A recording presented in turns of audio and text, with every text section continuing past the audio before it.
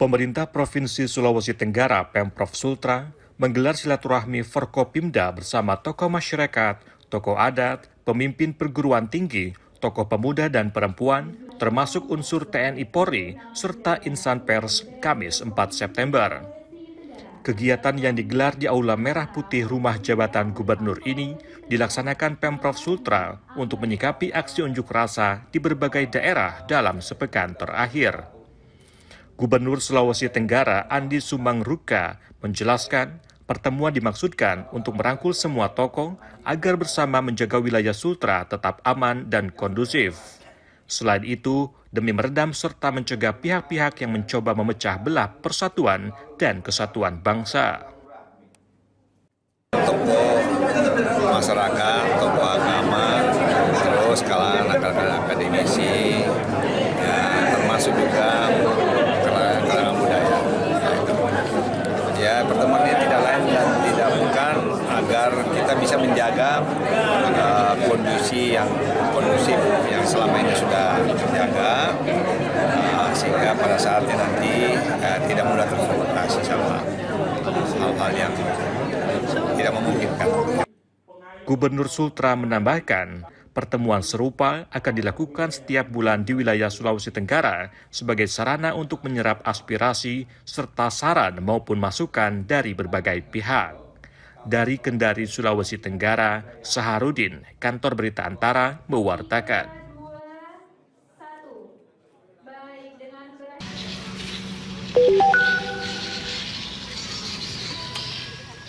Dinas Perhubungan Kota Pangkal Pinang mencatat realisasi retribusi parkir di kota setempat hingga Agustus 2025 mencapai Rp1.064.341.000. Capaian tersebut terdiri dari retribusi penyediaan parkir di tepi jalan umum sebesar Rp748.221.000 dan retribusi tempat pelayanan parkir khusus Rp316.120.000. Ditemui di Pangkal Pinang pada Kamis 4 September, Kepala UPTD PPTP Dinas Perhubungan Kota Pangkal Pinang, Weli Ariduan mengatakan, hingga akhir tahun ini pihaknya masih harus mengejar retribusi parkir sebesar Rp515 juta untuk memenuhi target tahun 2025, yakni sebesar Rp1.580 juta.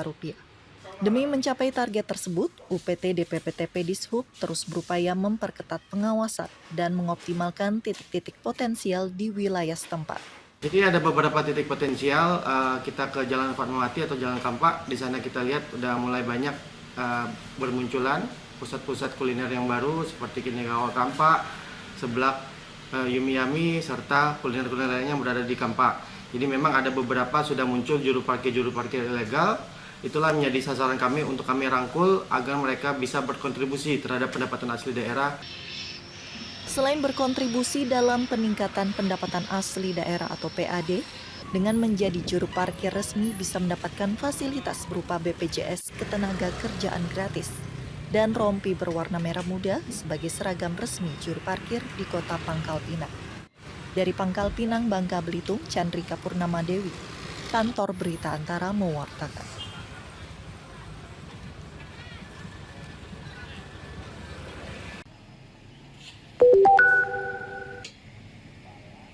Wali Kota Solo Respati Ardi melakukan kunjungan mendadak ke Puskesmas Sangkrah Pasar Kliwon Solo pada Kamis 4 September. Kunjungan ini dilakukan sebagai respons atas banyaknya ulasan negatif pada pelayanan kesehatan di puskesmas tersebut. Dalam kunjungan ini, Respati disambut oleh Kepala Puskesmas Sangkrah Nurul Hidayati dan sempat berdialog dengan warga yang sedang menunggu pelayanan kesehatan. Usai meninjau berbagai ruangan di puskesmas, Wali Kota Respati mengutarakan rencana untuk menata ulang puskesmas-puskesmas di Solo dan menambah jam pelayanan, terutama pada puskesmas yang memiliki tingkat kunjungan tinggi, termasuk Puskesmas Sangkrah. Terhadap aduan negatif masyarakat, ia berjanji akan melakukan evaluasi dan meminta puskesmas melakukan koreksi atau perbaikan pelayanan. Dan masalah teknis, masalah nomor antrian yang kelewat dan lain-lain, pelayanannya dan lain-lain, itu yang jadi koreksi di sini. Jadi segera kita tindak lanjut dengan dinas kesehatan supaya pelayanan yang puskesmas yang intensitas paling tinggi kudu melakukan pelayanan prima. Sementara itu, Kepala Puskesmas Sangkrah Nurul Hidayati menjelaskan, masalah utama yang dihadapi di puskesmas yang ia pimpin adalah keterbatasan tenaga pelayanan. Nurul menyebut, rata-rata jumlah pasien yang dilayani sekitar 350 hingga 400 pasien per hari. Ia berjanji akan melakukan evaluasi secara berkala terhadap semua masukan dari masyarakat. Permasalahan yang banyak terjadi itu kan di keluhan pasien yang tidak dilayani cepat gitu ya. Tidak dilayani cepat itu kan banyak faktornya. Jadi pasiennya banyak, kemudian petugas terbatas, ada banyak yang keluar. Ya rekomendasinya menambah tenaga. Kemudian atau usulan untuk pemerataan sasaran, jadi biar puskesmas ini juga memiliki beban pasien untuk dilayani itu sama. Dalam kunjungan tersebut, Respati meminta petugas puskesmas Sangkrah memberikan pelayanan yang lebih baik kepada masyarakat, mengingat rendahnya penilaian yang diterima melalui Google Review. Sebagian ulasan mengeluhkan antrean yang panjang dan pelayanan yang dianggap kurang ramah. Dari Solo, Jawa Tengah, Denik Apriani, Kantor Berita Antara, mewartakan.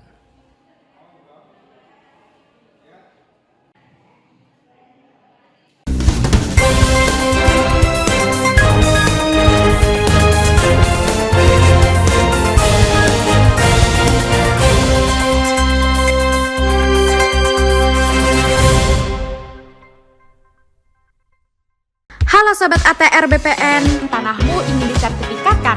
Pasang patok dulu, baru nanti tanahmu diukur. Kenapa harus pasang patok dulu?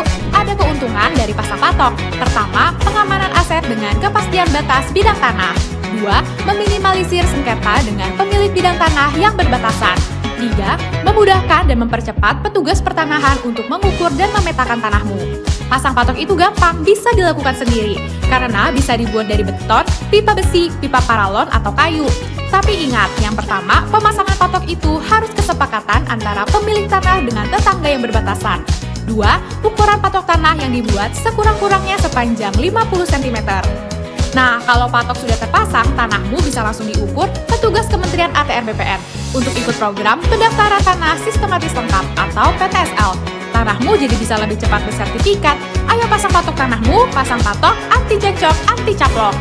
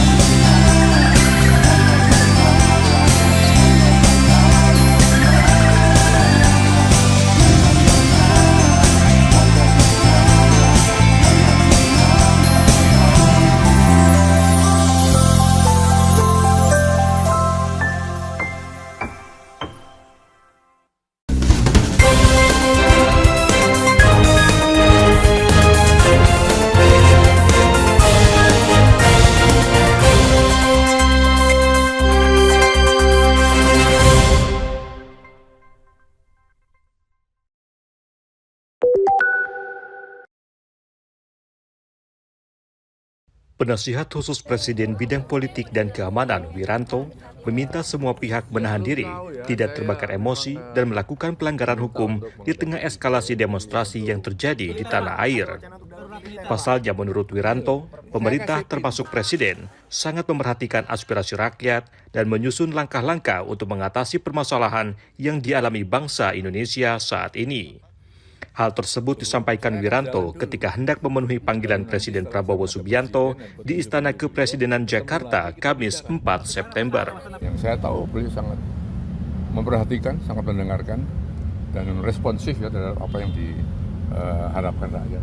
Dan hari ini pun saya kira dalam kaitan itu, saya tentu menghadap beliau, di pemilu beliau akan membicarakan hal-hal apa yang sebenarnya harus dilakukan pemerintah ya untuk mengatasi semua ini.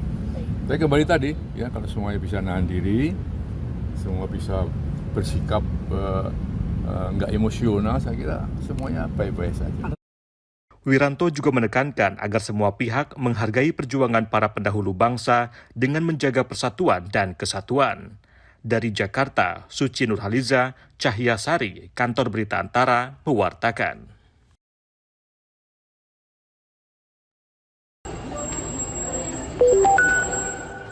Wakil Menteri Hak Asasi Manusia, Mugianto, menanggapi desakan Perserikatan Bangsa-Bangsa PBB agar Indonesia segera melakukan investigasi terhadap korban kericuhan demonstrasi di berbagai daerah. Saat mengunjungi korban kebakaran kantor DPRD Makassar di Rumah Sakit Primaya Kota Makassar, Kamis 4 September, Waminham menyebut Kementerian HAM melakukan investigasi terkait sejumlah kasus kerusuhan tersebut sekalipun jika tak ada desakan dari PBB. Mugianto mencontohkan penanganan kasus meninggalnya Afan Kurniawan. Anggota Polri yang menabrak pengemudi ojek online itu sudah mendapatkan sanksi. Kementerian Hak Asasi Manusia ikut memantau selain Kompolnas dan Komnas HAM, dan saya pikir putusan sudah diberikan, putusan etik ya, sudah diberhentikan. Saya pikir dalam hal itu kita sudah menjalankan apa yang harus dilakukan. Saya pikir itu. Jadi soal Perserikatan Bangsa-Bangsa, ya, tadi sudah saya sampaikan, tanpa diminta PBB pun kami sebagai negara, pemerintah Indonesia sebagai pemerintah yang menghormati hak asasi manusia, demokrasi. Investigasi yang dilakukan menurutnya selaras dengan astacita Presiden Prabowo Subianto. Dalam kunjungan di Kota Makassar, Wamenhan menjelaskan kehadirannya untuk memastikan seluruh korban mendapat perawatan medis yang layak. Selain itu, seluruh biaya perawatan korban ditanggung sepenuhnya oleh pemerintah. Dari Makassar, Sulawesi Selatan, Cynthia Krisna, Kantor Berita Antara, mewartakan.